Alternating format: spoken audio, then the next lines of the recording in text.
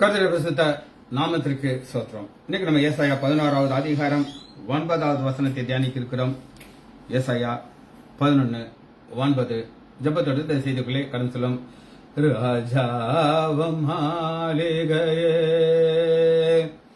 ராப்பகலாய் அமர்ந்திருப்பேன், இயேசு ராஜாவம் மாளிகையே ராப்பகலாய் அமர்ந்திருப்பேன், துதித்து மகிழ்ந்திருப்பேன், துயரம் மறந்திருப்பேன், உம்மை துதித்து மகிழ்ந்திருப்பேன், எல்லா துயரம் மறந்திருப்பேன்.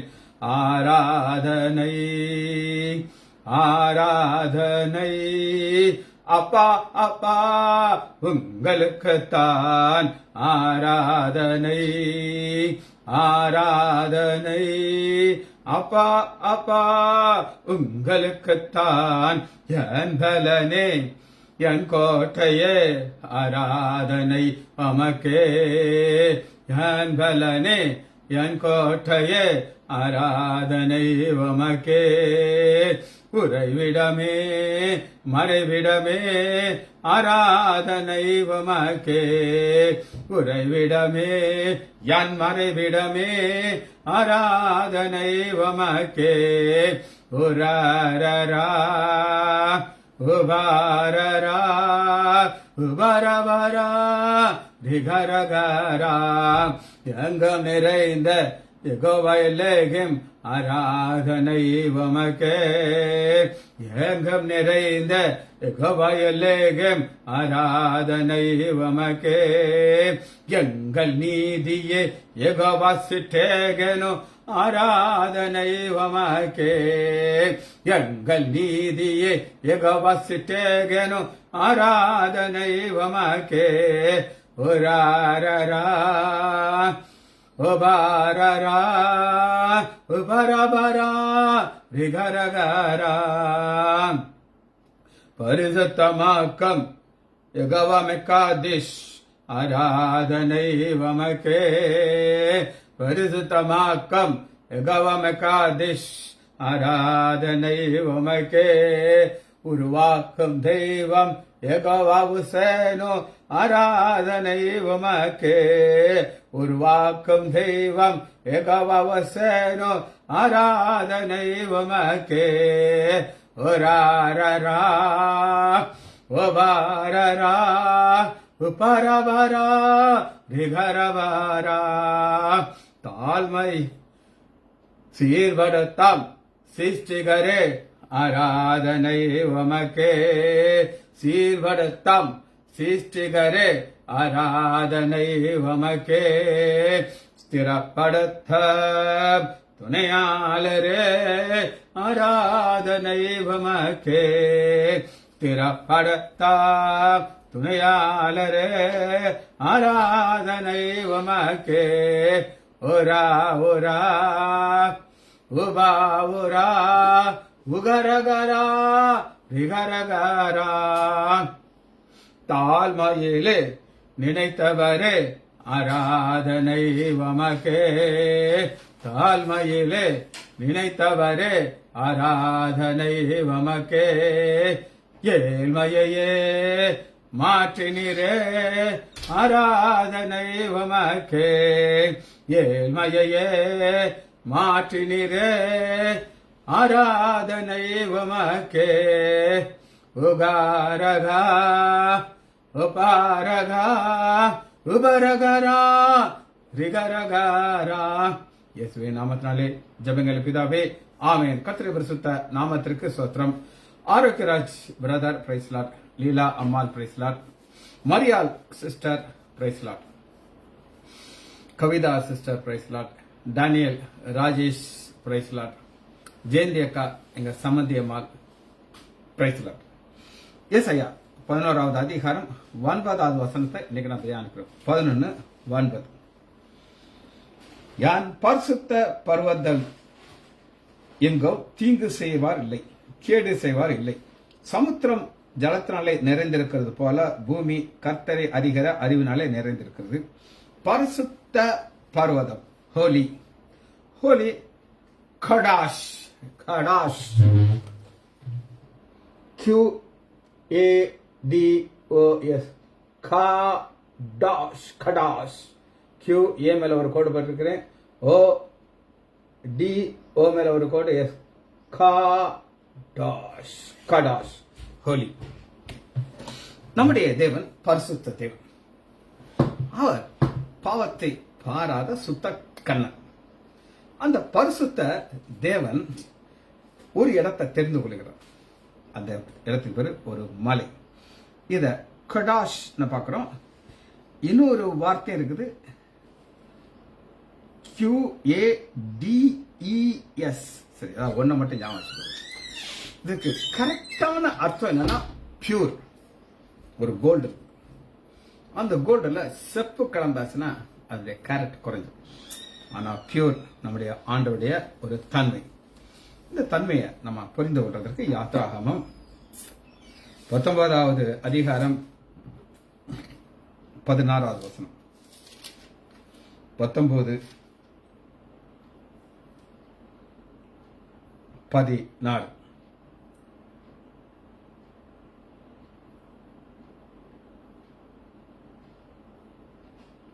இங்க ஒரு மலையில இறங்குறாரு. அந்த மலைக்கு வரும்போது ஜனங்களை அவளை பரிசுத்தப்படுத்திக் கொள்ள சொல்லுகிறார். இந்த மலை சீனாய் மலை. அவரை சந்திக்க அவர்கள் தங்களை பரிசுத்தம் பண்ணிக்கொள்ள வேண்டும். என்னாகமம் 16வது அதிகாரம்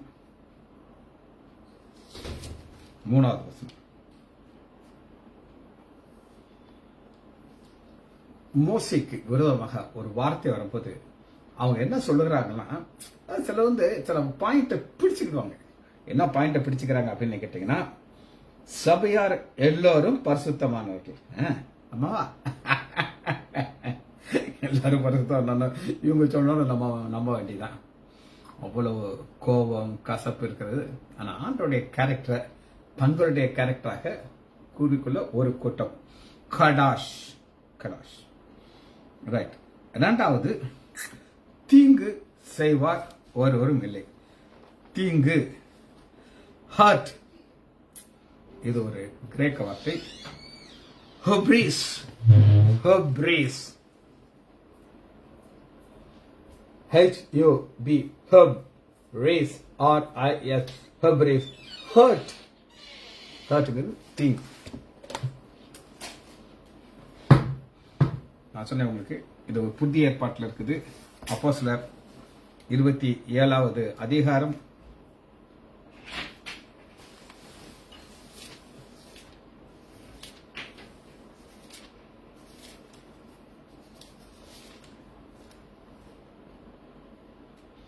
10வது வசனம். 27:10. அந்த தீங்கு எங்க வருது அப்படின்னு கேட்டீங்கன்னா, மனுஷரே இந்த யாத்திரையினாலே சரக்குக்கும் கப்பலுக்கும் மாத்திரம் அல்ல, நம்முடைய ஜீவனுக்கும் வருத்தமும் மிகுந்த சேதம் உண்டாயிருக்கிறது. மிகுந்த சேதத்தால் ஹர்ட், ஒரு டிஸ்ட்ரக்ஷன். ஆண்டவர் சொல்கிறாரு, இந்த சேதம் இனி வராது, பரிசுத்தப்படுவதில் வராது. காரணம், நம்முடைய கிளைங்கிற ஒரு ஷூட் எழுப்பி வருது. அவர் மேல ஆண்டவர் 7 வகையான ஆவிகளை கொடுக்கிறார். கொடுத்து அவருக்கு ஒரு ஆளுகிற தன்மையை கொடுக்கிறார், பவரை கொடுக்கிறார்.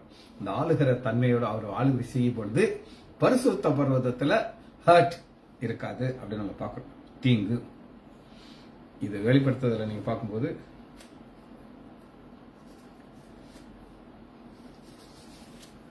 வெளிப்படுத்துதல் 9:19 அந்த குதிரைகளின் வல்லமையை அவர்களுடைய வாயிலையும் வாள்களிலும் இருக்கிறது. அவைகள் வாள்கள் பாம்பு கோப்பனைகள் அவைகளாலே சேதப்படுத்துகிறது. வாள் இதெல்லாமே நம்ம வெளிப்படுத்த வாசிக்கும் போது பார்த்திருக்கோம். இது சேதப்படுத்துகிற ஒரு வல்லமை உள்ளது. ஹர்ட், ஹப்ரீஸ். அடுத்து பாருங்க, டிஸ்ட்ராய். 2 காரியம் இருக்குது. ஏசாயா 11:9 பரிசுத்தவங்க எங்கும் தீங்கு செய்வதில் கேடு செய்வார்கள். இந்த கேட்டுக்கு என்ன கொடுத்திருக்காங்கன்னா, டிஸ்ட்ராய், அழிக்கிற தன்மை. இதுக்கு அப்ளியோ மீ, இதுவும் கிரேக் வார்த்தை. அப்ளியோ மீ, APOL, அப்ளியோ மீ, APOLL, APOLLUMI, அப்ளியோமி, அப்ளியோமி, தீங்கு.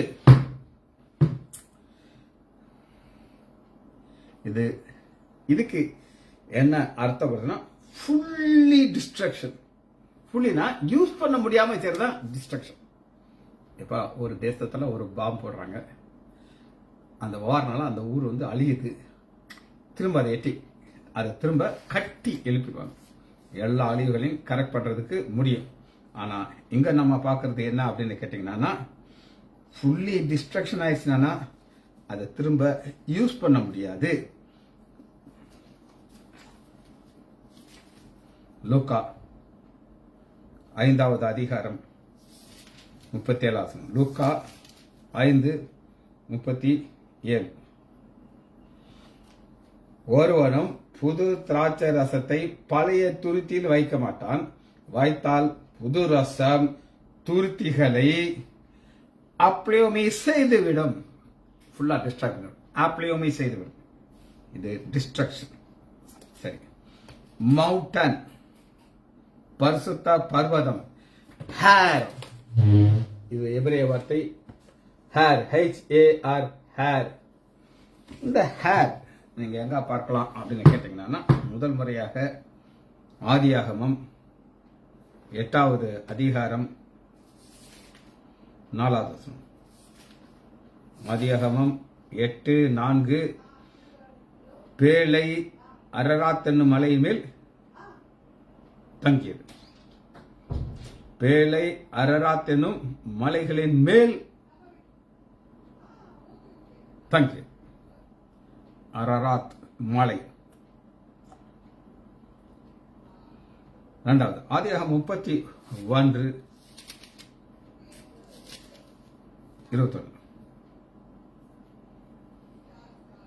இப்படியே அவன் தனக்கு உண்டான எல்லாவற்றையும் எடுத்துக்கொண்டு ஆற்றை கடந்து கீலியாத் மலையை நோக்கி ஓடி போனான் யாக்கோபு. கீலியாத் மலை, அந்த டைரக்ஷன் எதுக்குன்னா ஒரு மலை. இப்போ பசுமலையில் ஒரு மலை, பசுமலைங்கிற ஒரு மலையை ஒரு லேண்ட்மார்க்காக வைக்கிறாங்க. அதுதான் இங்க நம்ம பார்க்குறோம், ஒரு மலையை பார்க்கிறோம். யாத்ராகமம் 3வது அதிகாரம் 1 வசனம். மோசே மீதியான் தேசத்திலே இருக்கும்போது வனாந்தரத்தில் பின்புறத்திலே ஓட்டி தேவா பர்வதமாகிய ஓரேப் மட்டும், தேவா பர்வதமாகிய ஓரேப், அது ஒரு லொகேஷன். சங்கீதம் 68வது அதிகாரம்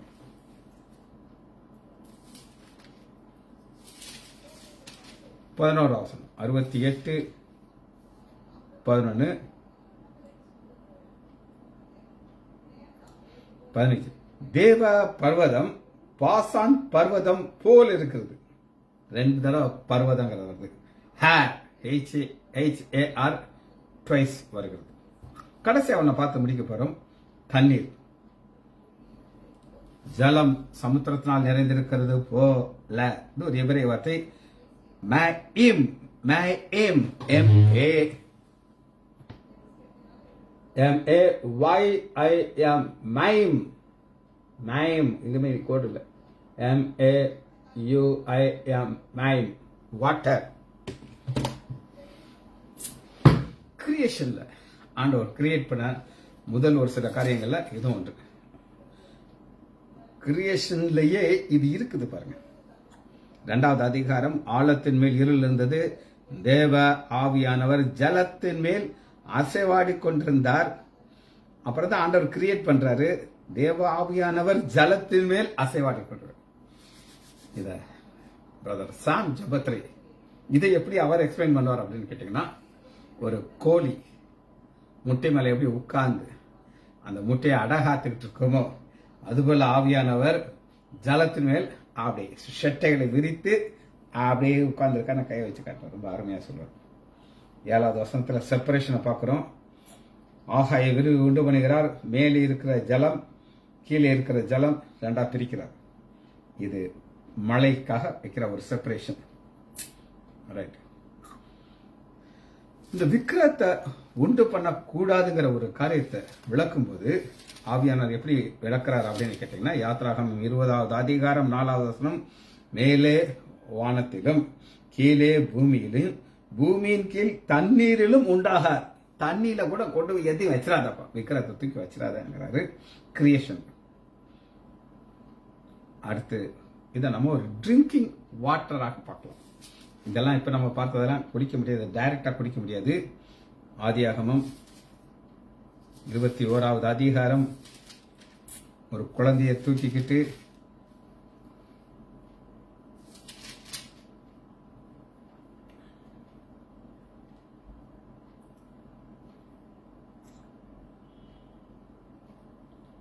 ஆகார் ஓடுறாங்க.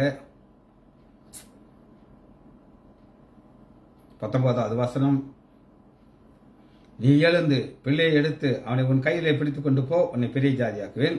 19, தேவன் அவளுடைய கண்களை திறந்தார், அப்பொழுது அவள் ஒரு தண்ணீர் துறவை கண்டு. மே ஆம் தண்ணீர் துறவை கண்டு.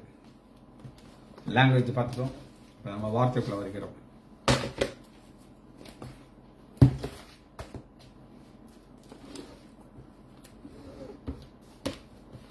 இதுல முக்கியமான ஒரு கான்செப்ட்ல நம்ம எதுக்கு பார்க்க இருக்கோம். என்ன கான்செப்ட் அப்படின்னு கேட்டீங்கன்னா, இந்த தீங்குங்கிற ஒண்ணு நீங்க நல்லா புரிந்து கொள்ளணும்னா ஏசாயா எடுத்து வாசிச்சு பார்க்கணும். தீங்குங்கிறது ரிப்பீட்டா வந்துட்டு இருக்கும். ஆண்டவர் தீங்கு செய்யறதுக்கு 4 காரியத்தை உண்டு பண்ணிக்கிறார். 4 வைத்துதான் தீங்க செய்வார். அப்புறம் சொல்றாரு, இது என் மனசுல இருக்கு, நீங்க மன திருப்பிட்டே நானும் மன திருப்பிடுங்கிறாரு. ஆனா இது அங்க இப்ப கிடையாது. ஏன் தீங்கு இருக்காதுங்கிறதுக்கு ஒரு 8 பாயிண்ட் நான் வச்சுக்கிறேன். ஏன் தீங்கு கிடையாது? குறிப்பு நம்பர் 1, ஏசாயா 2வது அதிகாரம் 4வது வசனத்துல ஏன் தீங்கு கிடையாது அப்படின்னு கேட்டீங்கன்னா, 2:4, அவர் ஜாதிகளுக்கு நியாயம் தீர்த்து, ஜட்ஜ்மெண்ட் ஏற்கனவே அவங்களுக்கு காமிச்சிட்டேன், தீர்த்து திரளான ஜனங்களை கடிந்து கொள்வார். அப்பொழுது அவர்கள் தங்கள் பட்டயங்களை மண்வெட்டியாகவும் தங்கள் ஈட்டிகளை அறிவாளாலும் அடிப்பார்கள். ஜனத்துக்கு விரோதமாக ஜனம் பட்டயம் எடுப்பது இல்லை, அவர் யுத்தத்தை கற்பதும் இல்லை. யுத்தம் கிடையாது, நாங்கள் கர்த்தருடைய வழியில நடப்போங்கிற ஒரு என்னைக்கு ஒரு வெளிப்பாடு வருதோ தீங்கு கிடையாது. புரிதவங்களுக்கு எப்போ ஒரு யுத்தம் வருதோ தீங்கு பின்னாடி சேர்ந்து. இது குறிப்பு நம்பர் 1. ஏன் அடுத்து தீங்கு கிடையாது அப்படின்னு கேட்டீங்கன்னா, ஏசாயா 35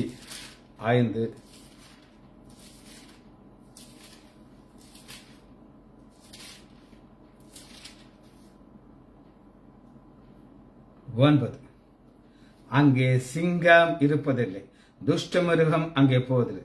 சிங்கம் துஷ்ட மிருகங்கள்லாம் என்னன்னு கேட்டீங்கன்னா சாத்தானுடைய ரெப்ரசன்டேட்டிவ்.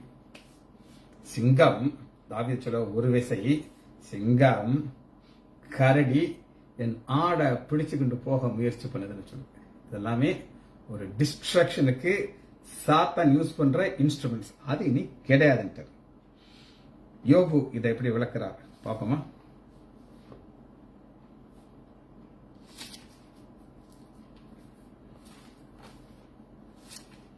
யோபு 5வது அதிகாரம், ஏன் தீங்கு கிடையாது, 5:23,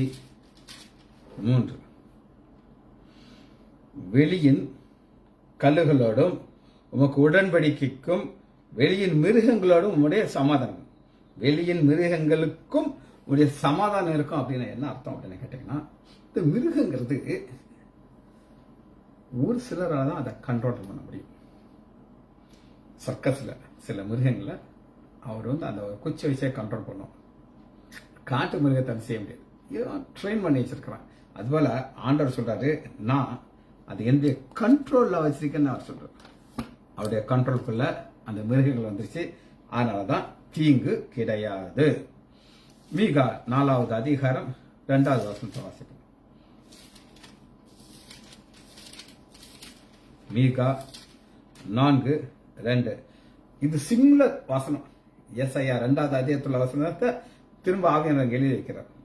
திரளான ஜாதிகள் புறப்பட்டது, நாம் கர்த்தரின் பர்வதத்திற்கும். இந்த பர்வதத்திலாம் தீங்கு கிடையாது, டிஸ்ட்ரக்ஷன், அழிவு கிடையாது. தேவனுடைய ஆலயத்திற்கும் தவிர இங்க எனக்கு தேவ ஆலயம் இருக்கு. தேவ ஆலயத்திற்கு உடனே தாவீதுக்கு ஒரே சந்தோஷம் ஆயிடுச்சான். அவருக்கு அந்த ஹார்ட்டுக்குள்ள அப்படி ஒரு சந்தோஷம், ஆலயத்துக்கு போனது. ஆனா ஒரு சிலர்லாம் இன்னைக்கு ஆலயத்துக்கு போகும்போது ரொம்ப கஷ்டப்பட்டு யோசிச்சு போறாங்க. ரைட். அவர் தமது வழிகளை நமக்கு போதிப்பார், நாம் அவருடைய பாதையிலே நடப்போம் என்பார். ஏனென்றால் சியோனில் இருந்து வேதமும் எருசலேமிலிருந்து கர்த்தருடைய வசனமும் வெளிப்படும். தீங்கு இருக்காங்க. ஏன்னா எல்லாரும் மக்கள் பைபிளோட வாழ்றாங்க, தீங்கு வர்றதுக்கு சான்ஸே கிடையாது. இப்ப இது ஆசீர்வாதம் இப்ப சபைக்குள்ள போகுது. இந்த சபையை ஆண்டவர் ஆரம்பத்தில் பிறகுலாம் மோசமா போச்சு. 2வது அதிகாரம் 42வது வசனத்திலிருந்து நம்ம பார்க்க போயிடும். இப்ப சபை இப்பதான் ஆரம்பிக்குது. பேதுரு ஜெபம் பண்றாரு. 6000 பேர் ரட்சிக்கப்பட்ட சபையில அனுதினமும் சேர்ந்துகிட்டே இருக்கிறாங்க. அவர்கள் அப்போஸ்தலருடைய உபதேசத்திலும் அந்நியோன்யத்திலும் அப்பம் பிடித்தலும் ஜெபம் உறுதியாக தரித்திருந்தார்கள். இந்த உறுதிங்கிறது பின்னாடி சாத்தாமிச்சு ஆக்கி வச்சுறாங்க. காரணம் என்ன அப்படின்னு கேட்டீங்கன்னா, ஒரு சபையில இருந்து இந்த சபைக்கு இந்த டாக்டரினை மாத்தி மாத்தி போயிட்டே இருக்கிறாங்க. எங்களுடைய டாக்டரின் இப்படி, எங்களுடைய டாக்டரின் இப்படி. ஒரு இடம் நான் ஏற்கனவே சொல்லியிருக்கேன், திரும்ப சொல்றேன். தி பெந்தேகோஸ்து சபைங்கிறது ஒண்ணு, சிலோன் பெந்தேகோஸ்துன்னு ஒண்ணு. இந்த சிலோன் பெந்தேகோஸ்துல இருக்கிற போதகர்கள் திருமணம் செய்ய மாட்டாங்க. நாங்க திருமணம் செய்யாம நாங்க சியோனுக்கு போயிடுவோம்னு சொல்லிட்டு இருக்காங்க. அவங்க பல வகையான கண்டிஷன் வைப்பாங்க. மருந்து சாப்பிடக்கூடாதுங்கிற ஒரு கண்டிஷன் அவங்க வச்சுக்கோ. அவங்க எதுல கை வைப்பாங்கன்னா, ரா போஜனத்துல கை வச்சிருவாங்க. உங்களுக்கு நாங்கள் ரா போஜனம் கொடுக்க மாட்டோம் அப்படின்றாங்க. எனக்கு தெரிஞ்ச ஒருத்தர், பல வருஷமா எனக்கு அவர் தெரியும். சோகமா வந்து உட்கார்ந்தாரு எங்கிட்ட. அவரால் பெரிய மீச வச்சிருப்பாரு. அவர் சொல்றாரு, டாக்டர் புதுசா எங்களுக்குள்ள ஒரு டாக்டரின் வந்திருக்கு, மீசை இருக்கிற ஆண்களுக்கு ராபோஜனத்துல பங்கு கிடையாது அப்படின்ட்டு. நான் சொன்னேன், நல்ல வேலை உங்க மனைவிக்கு பிரச்சனை கிடையாது. உங்க மனைவிக்கு மீசை கிடையாது பாத்தீங்களா, அவங்க அந்த பிரச்சனை கிடையாது. இதுலதான் சாத்தான் கை வைக்கிறான். ஆனா அந்த கை வைக்கிறதுக்கு முன்னாடி இது எப்படி இருந்தது அப்படின்னு கேட்டீங்கன்னா, விசுவாச அப்போஸ்தலர் 2வது அதிகாரம் 43 எல்லாரும் பயம் உண்டாயிடுச்சு. அப்போஸ்தலராலே அநேக அற்புதங்களும் அடையாளங்களும் செய்யப்பட்டது. விசுவாசிகள் எல்லாரும் ஒருமித்து சகலத்தையும் பொதுவாக இணைத்திருந்தார்கள். காணியாட்சிகள் எல்லாம் விற்று காமனா இருக்குது. 46 அவர்கள் ஒருமனப்பட்டவர்களாய் தேவாலயத்திலே அனுதினமும் தரித்திருந்தது. நான் ஒரு தேவாலயத்தை காமிச்சேன் உங்களுக்கு. பரிசுத்த பர்வதத்துல தேவாலயம் இருக்குது. அது வந்து நிஜம். இங்க இருக்கிற ஒரு நிழல். நம்ம அங்க ஒரு நாள் போகிறோம்.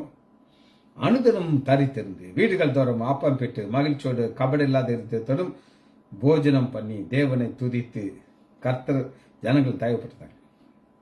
இது ஒரு பெரிய ஒரு ஆசீர்வாதம். இந்த சபையை ஆண்டவர் ஆசீர்வதிக்கிறார். ஒரு பக்கம் சாத்தான் அதை அழிக்க ட்ரை பண்றோம். ஆண்டவர் சொல்றாரு, இந்த கல்லின் மேல் என் சபையை கட்டுவேன், சத்ரு அதை மேற்கொள்ள முடியாதுன்னு அப்பயே சொல்லிட்டார் மத்திய 16வது அதிகாரத்தில். ஆனா இங்க பாருங்க, அதே சபை தான் சேம். அப்போஸ்தலர் 4வது அதிகாரம் 30வது வசனம், உம்முடைய பரிசுத்த பிள்ளையாகிய இயேசுவின் பரிசுத்த கடாஷ் பிள்ளையாகிய இயேசுவின் நாமத்தினாலே அடையாளங்களும் அற்புதங்களும் நடக்கும்படி செய்து. மக்கள் எதை பார்த்து பயப்படுவாங்கன்னா, அடையாளத்தையும் அதிசயத்தையும் பார்த்தா. உங்களுக்கு நான் சொல்லியிருக்கேன், ஆண்டோடைய வல்லமையை அனுதினம் நான் அனுபவிக்கிறேன். ஒரு தடவை பிஜேபி RSS எல்லாம் எங்களுக்கு விரோதமா வந்து ஆஸ்பத்திரியை நாங்கள் மூடிடுவோம் கொடி பிடிக்கிறதுக்கு ரெடியாக இருந்தாங்க. ஆனால் போலீஸ் கொடுக்கல, பெர்மிஷன் கொடுக்கல. அன்னைக்கு சாயங்காலம் எங்களுக்கு ஒரு மீட்டிங். விகே தர்மராஜுங்கிறது அண்ணனுக்கு க்ளோஸ் ஃப்ரெண்டு. அவங்க வந்து 2 பக்கம் அவங்க ஃப்ரெண்டாக இருந்தாங்க. அவங்க வீட்டில் மீட்டிங். அப்போ பத்திரம் எழுதுற சந்திரன், வெள்ளை சந்திரன், 2 சந்திரன் வெள்ளை. அவர் தான் எங்களுக்கு தலைமுறைக்கு அவர் தான் பத்திரம் எழுதுறாரு. இங்க மேல இருந்த கோவத்தை பார்த்தீங்கன்னா பேசுற வார்த்தைலாம் கடினமான வார்த்தையா. ஏதோ ஒரு ஒரு ஒரு நர்சிங் ஸ்கூல் வச்சிருக்கேன், அது பேர் என்ன அப்படிங்கிற கத்துறாரு. லைசாட் நர்சிங். அப்படியா, சரி எழுதுறாரு. என்னென்னமோ ஒரு வேணுங்கிறதெல்லாம் தான் எழுதுறாரு. எழுதிட்டு கையெழுத்து போடுங்க. அண்ணே வாட்ச் பார்த்து இப்படி எழுதியிருக்காரு. ரஜு, நான் கையெழுத்து போடுறேன், நீ போட்டியா அப்படின்னு கேட்டேன். சரிண்ணா, நான் கையெழுத்து போட்டு முடிச்சிட்டேன். அண்ணன் கையெழுத்து போட்டு முடிச்சிட்டாரு. இது வியாழக்கிழமை நடந்ததுங்க, நல்லா கேட்டுக்கோங்க. வியாழக்கிழமை நடந்துச்சு. திங்கக்கிழமை அவருடைய மனைவி பாய்சன் எடுத்துட்டு எங்க ஆஸ்பத்திரியில் அட்மிட் ஆச்சு. நான் அப்படி கொஞ்சம் நடந்து வர்றேன். லிஃப்ட்டுக்கு முன்னாடி சோகமா இருந்தால் நின்றுட்டு இருக்காரு. ஸ்ட்ரெச்சரில் மனைவி படுத்துருக்கு. அந்த அம்மா 6 மாசம் எங்க ஆஸ்பத்திரியில் இருந்தாங்க. ஒரு தீபாவளி அன்னைக்கு எங்க ஆஸ்பத்திரியில் இருக்காங்க. நான் எங்க ஹெச்ஆர்ட்ட கேட்டேன், ஏமா எவ்வளோமா ஃபீஸ் போட்டிருக்காங்க? அந்த அம்மா ஒரு அமௌண்ட் சொல்லிச்சு, எனக்கு தலை சுத்திச்சு. ஒரு நைட்டி போட்டுட்டு மேலே ஒரு துண்டை போட்டுட்டு இங்கே நடக்கும் அங்கே நடக்க என்னை பார்த்தா நடக்க வைக்கும். இவர் சோகம் வருவார். அம்மா போகவே இல்லை. நீ ஏன் பிள்ளை மேலே கை வச்சியா?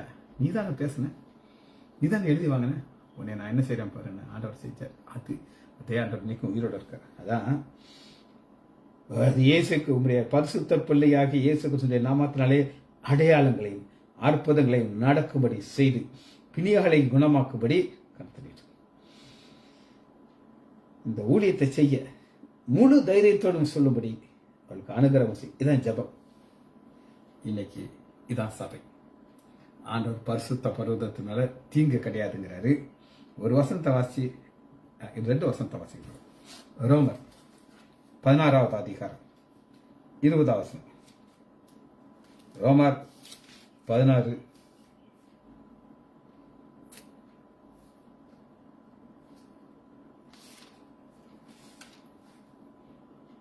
சமாதானத்தின் தேவன் சீக்கிரமாக சாத்தானை, எந்த சாத்தான் சேதத்தை உண்டு பண்ணுவானோ, தீங்கு உண்டு பண்ணுவானோ, அவன் ஆண்டவர் அடிச்சுட்டு இப்ப சபைக்கு கீழே பண்ண சீக்கிரமாக சாத்தானை உங்கள் கால்களுக்கு கீழே நசுக்கி போடுவார். நம்முடைய இயேசு கிறிஸ்துவின் கிருபை உங்களோடு கூட இருப்பதாக. இது நடக்கிற ஒரு ஏரியாவை மட்டும் காமிச்சு நான் அதை முடிக்கிறேன். ஏசாயா 30வது அதிகாரம் ஒரு நாள் 30:26.